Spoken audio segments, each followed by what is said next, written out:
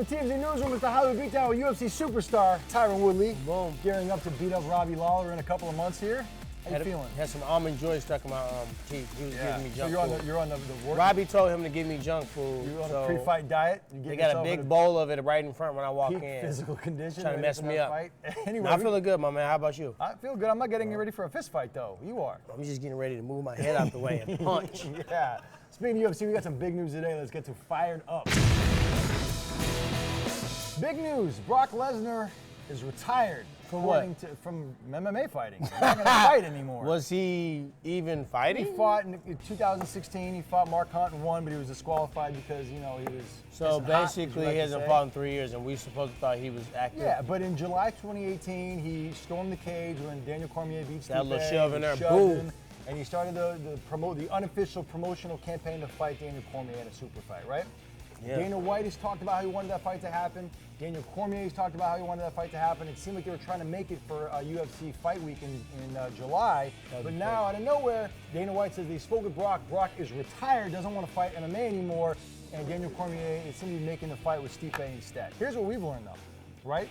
That before Brock announced his retirement, he was in the USADA testing pool. We knew that, and he was in the pool since July 2018. Since then, he's been tested 9 times. All the way up until just a couple weeks before he announced his retirement, it smells fishy to me. Let me regurgitate all that. What I'm saying is that if he's been tested that many times, we should have heard of some positive results if it had been. What a lot of fans, a lot of people in the general public do not know, if we are tested by USADA and we test positive for any banned substance, they will report that shit ASAP. Before you get a call, before your managers get a call, you will go on the internet, and that will be the way you find out that one of your samples came back hot. But can it take a couple of weeks to process?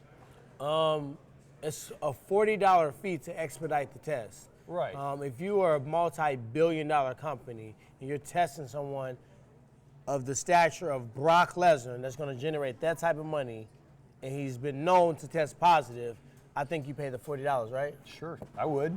Yes. So you don't think there's a positive test? I think that it was fishy when he miraculously did not get his test expedited for $40. Sure. So what do you think happened then? Because he was able to fight, right? Yeah. And then John Jones was not able to fight because his results came. Right. And then Brock's came after the fight had happened. Right. But do you think he did or no? Brock Lesnar? This time around. Do you think that he was I don't using think PEDs? he ever has not. I think he's been on this since third grade. So why do you think he's retiring now? Why would he retire this Sometimes this it close sounds to better to retire on your own terms than somebody say, okay, though you have not fought since 2016, now you got to add another 2 years because you pop hot. But he could have made an easy $10 million here, right? And Cormier isn't known as one of the most ferocious strikers in the UFC. He's more of a grappling guy, right? I mean, he probably would knock out Brock, though. Brock is big, but if you hit him a couple times, he'll fold up on you. Sure, but isn't Sorry, that like... Brock, don't try to beat me up if you see me. But you did do that one time. He did? He tried to fight you? No, I'm just saying, I'm probably going to see him because I'm going to Minnesota. Yeah, that's his home turf. Damn. He probably going to be there. Damn. Now I got to deal with Brock. Tyron Woodley versus Brock Lesnar. I'd watch that fight. At the Mall of America would you fight, Minneapolis, Minnesota. Would you fight a juiced up Brock Lesnar? Hell yeah. I'll beat Brock ass. All right, moving on to Tyron's favorite segment is called... On the real, though. On the real, though, two big stars, international superstars, throwing punches over the last couple of days, and it's all on video. Neymar, the soccer superstar, punched a fan in the face. I'm going to show you that. And then also Kevin Hart got into a boxing match with a professional poker player.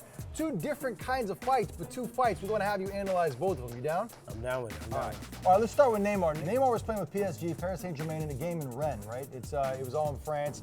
It was for the French Cup Championship. They lost the game, and at the end, the PSG team has to walk through the crowd by the VIP section to get back to the locker room. But while he was walking, there was a fan there with his phone up talking trash to Neymar. Neymar didn't like what he was saying, so he punched him in the face. Bow! All right, so here it is. There's Neymar walking up. There's the guy talking trash. Watch what Neymar does. Get this shit out of my face, dog. And then he does this. Oh, he nudged forward. Oh, that's a sign that you want it. Boom. And then he cracked Sneak him right in the face. Oh, crap. And the fan says he suffered a damaged nose and a split lip. He suffered. No, he did. Look, he suffered a damaged ego. Yeah, that's right. That's right. You thought you had something going on, you got stolen. Neymar says this guy crossed the line. That he was talking trash, and he called him the C word, the O word, all sorts of offensive stuff.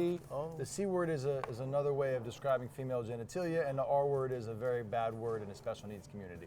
You understand? You catch my drift? Dang. Yeah. So he hit him with two vicious offensive words. And so Neymar reached back and socked him in the mouth. You think it was justified? Yeah. I mean, I would have did it. So Kevin Hart's a little different. Kevin Hart was in a boxing match with a poker champ named Antonio Esfandiari. They decided to challenge each other to a boxing match just to test their, physical ability. All right, so this Kevin Hart, he's getting into the ring. He's got the headgear on, the gloves. There's Antonio right there. You can tell Kevin Hart has a size disadvantage, but he's built pretty good. How do you feel about his fighting style, man? You're a pro. Break it down for us. Hey, you know what? My homies went to this. My homie Dan and Lynn went to check this out. Yeah. And I'm impressed, you know what I mean? Because when someone hits a mitts, it feels good, it sounds good. And to get to a point where you cross the line where you're like, hey, I kind of want to learn it the right way. I want to learn just like the real boxers learn. And I think that's what he started doing when he started training with Hollywood Hino. And then the mitts going to the good bag. shot. That's a good overhand right. No, and he got underneath it too. Jab. He ain't scared to get hit. Yeah. And I seen him on the internet. He said, you know what, it was a good fight. I think he won if it was a real fight. Yeah, so Antonio won a fight. Kevin lost. Yeah. But overall, if you're breaking this down, you have advice for Kevin Hart. What's your advice to My Kevin? advice to Kevin Hart is, one, is courageous to get in there because you know it's going to be videotaped. You know a lot of people are going to be micromanaging every technique. Opportunity for embarrassment is high. Yeah, opportunity for embarrassment is high. And a lot of people don't take that jump. They don't jump off the parachute. Right. And I think that's why he's successful in comedy and in business, because he's taking a lot of risks. Right. And you always know that, hey, this can fail. This could actually go well. I can be embarrassed, or I can end up on top. And I think the more risks you take, the more opportunities, you'll surprise yourself. So props to Kevin Hart? Props to Kevin Hart, for sure. How do you think you do against Lomachenko? Shit, ain't nobody. Hey, they should set that up. They're about the same height, size. Why are you trying to kill Kevin Hart? Kevin Hart, hey, I'm going to hook you up with Lomachenko. Y'all can get a little session in. All right, now's the part of the show where Tyron gets to punch someone in the face and pass somebody on the back. Punch, Who do you want to punch this week? Paulie Malignaggi. Malignaggi. He went and found... And I'm giving you no apologies because you always clout chasing, dog. Yeah. This time he went out and found a mural of Conor McGregor, who they hate each other now, right? They used to spar together when Conor was getting ready for Floyd Mayweather, and he spit on the mural. And his eyes are always... I can't do it because I got tight eyes, but his eyes are like...